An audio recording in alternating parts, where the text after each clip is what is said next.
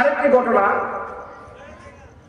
হযরত মুসা আলাইহিস সালামের যুগে এক বাদশা ছিল, তার নাম ছিল জুলকারনাইন। তার কাজ ছিল সে প্রতিদিন রাত্রিবেলা একটা করে নতুন নতুন মেয়ে তার কামরায় দেওয়া হতো আনন্দ ফুর্তি করার জন্য। সে তো বাদশা, তার কোনো টাকা পয়সার অভাব আছে? তার ঐশ্বর্যের কোনো অভাব আছে? তখন তাকে প্রতিদিন রাত্রিবেলা একটা করে মেয়ে দেওয়া হতো তার কামরার মধ্যে, সে আনন্দ ফুর্তি করার জন্য। এরকম ভাবে তার জিন্দেগি অতিবাহিত হইতেছে, চলতেছে চলতেছে চলতেছে। হঠাৎ করে একদিন তার কামরার মধ্যে একটা মেয়ে দেওয়া হলো। সে যখন রাত্রিবেলা আনন্দ ফুর্তি করার জন্য তার কামরার মধ্যে ঢুকেছে, তখন গিয়ে দেখে ওই মেয়েটা কান্না করতেছে। তখন বাদশা জুলকারনাইন ওই মেয়েকে বললো, হ্যাঁ তুমি কান্না করুন কে? কান্না করো কে? তোমাকে টাকা দেওয়া হয় নাই? টাকা দিয়ে তোমাকে আনা হয় নাই? তখন মেয়ে বলল, হ্যাঁ আমাকে টাকা দিছে, টাকা দিয়ে আমাকে আনছে। কিন্তু বাদশা, আমি কোনো নষ্টা মেয়ে না, আমি কোনো কুত্তা না, আমি কোনো বাজারের মেয়ে না, আমি একজন ভালো মানুষ। অবস্থার পরিপ্রেক্ষিতে আজকে এখানে আমাকে আসতে হয়েছে।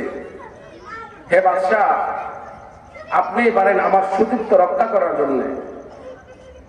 আজকে যদি আমি আমার সতীত্ব হারিয়ে ফেলি, আমি আল্লাহ তাআলার সামনে কিভাবে দাঁড়াবো? এই কথা বলে সে কান্না করতেছে কান্না করতেছে। তখন বাদশা জুলকারনাইনের মাথার মধ্যে একটা জিনিস আসলো, কিরি সে একদিন সে জিনা করার জন্য সে এত বড় অনুতপ্ত, আর আমি যে এত দিন ধরে জিনা করতেছি, তাহলে আমার কি অবস্থা হবে?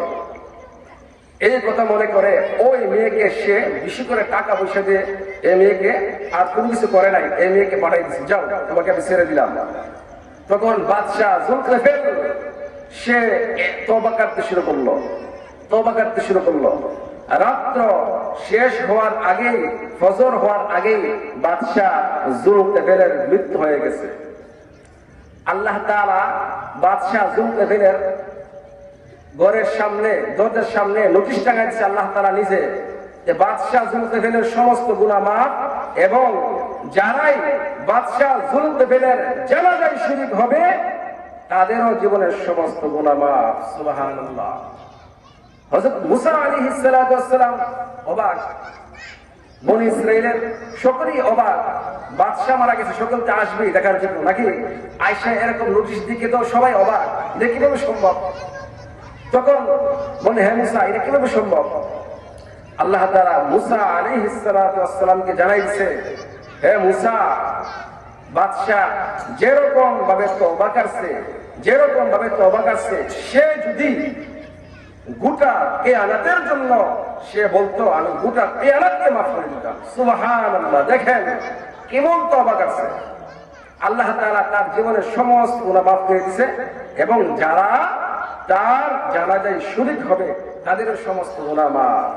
এই জন্যই ভাইরা আল্লাহ তাআলা বলেন, কুল ইয়া ইবাদিয়াল্লাযীনা আসরাফু আলা আনফুসিহিম লা তাকনাতু মির রাহমাতিল্লাহ ইন্নাল্লাহা ইয়াগফিরুয যুনুবা জামিআ ইন্নাহু হুয়াল গফুরুর রহিম।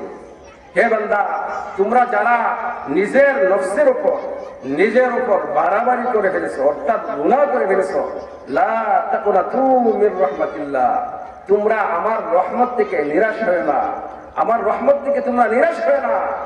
আমার রহমত তোমার গুনাহ থেকে কোটি কোটি গুণ বড়। নিশ্চয়ই আমি তোমার সকল গুনাহ মাফ করে দেব। নিশ্চয়ই আমি অতি ক্ষমাশীল, নিশ্চয়ই আমি অতি ক্ষমাশীল, পরম দয়ালু।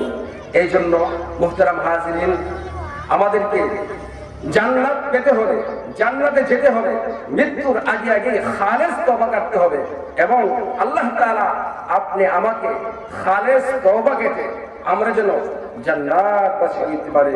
আল্লাহ তাআলা আমাদের সকলকে তৌফিক দান করুন। ওয়া আখিরু দাওয়ানা আলহামদুলিল্লাহি রাব্বিল আলামিন।